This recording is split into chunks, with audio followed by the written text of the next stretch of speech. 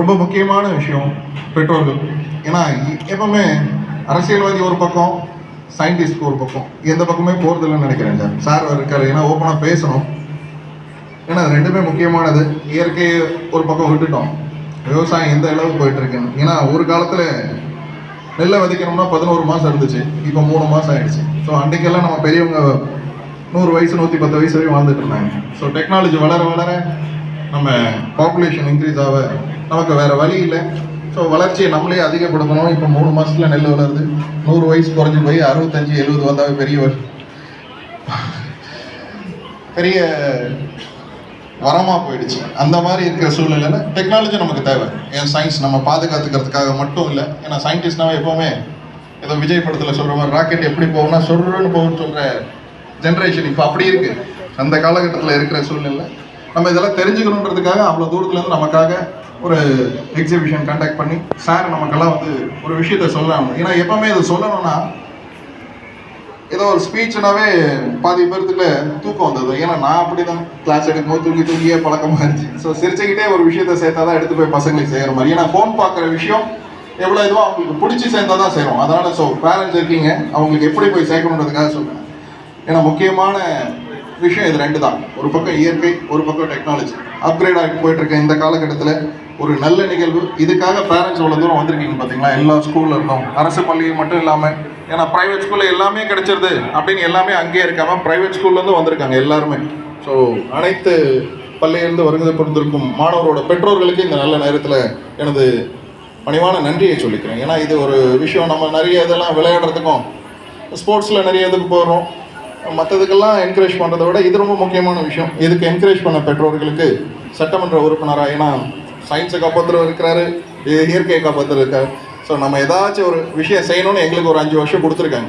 So இதில் நன்றி மட்டும் தான் நான் சொல்கிறேன். இது பெரிய விஷயத்தை செய்யலை போல் இருந்தாலும் நன்றியை கண்டிப்பாக பெருமகிழ்ச்சியோடு 2 விஷயத்த சொல்லிடுவோம். நம்ம ஆரம்பித்த விஷயத்துக்கு இயற்கைக்கும் சயின்ஸுக்கும் சார் சொல்லும் போது சொன்னார் நிறைய மரக்கன்றுகள்லாம். ஏன்னா விவசாயம் அந்த அளவுக்கு நம்ம பின்னோக்கி, விவசாயம் நம்ம நாட்டோட முதுகெலும்புன்னு சொன்னோம். பட் ஆனால் இப்போ டெக்னாலஜி வளர வளர சீக்கிரம் போயிடுச்சு, அதோட சத்து குறைஞ்சிக்கிட்டே போயிட்டு இருக்க மாதிரி. ஸோ அதுக்கு டெக்னாலஜி தேவைப்படுது. ஸோ உரம் போடுறோம், இதுலேருந்து எதனா ஒன்று நமக்கு இயற்கை உரம் போய் இன்னைக்கு பொட்டாசியம் அது இதுன்னு எல்லாமே வந்து மாறிப்போச்சு.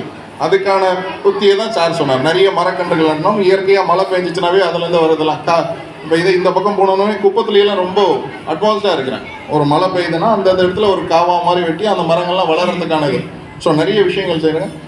சார் சொன்ன மாதிரி இன்றைக்கி ஒரு 200 மரங்களை கொடுத்து இதெல்லாம் நல்லா வளர்க்கணும் ஒவ்வொரு வீட்டுக்கும். ஸோ அவரோட கடமை உணர்வை இந்த டைமுக்கு நம்ம நிச்சயமாக பாராட்டணும். ஏன்னா 24 hours எப்போனா நமக்கு ஃபோன் பண்ணாமல் எடுக்கிறது இல்லை. 5 வருஷத்துக்கு நீங்கள் ஒரு வாய்ப்பு கொடுத்துருக்கீங்க, உங்களுக்கு வேலை செய்கிறது தான். நாங்கள் எடுக்கிறோமான்னு தெரியல. ஸோ சார் அந்த ஒரு உணர்வோடு சொல்லியிருக்காரு. கூடவே மரக்கன்றுகளும் கொடுத்துருக்காங்க.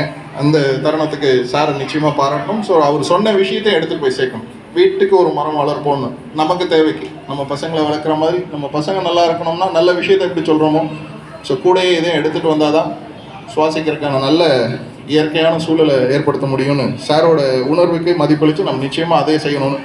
அடுத்தது சார் விஷயம் எனக்கு கண்டிப்பாக தெரியாது. ஏன்னா சயின்ஸில் நான் ரொம்ப வீக்கு.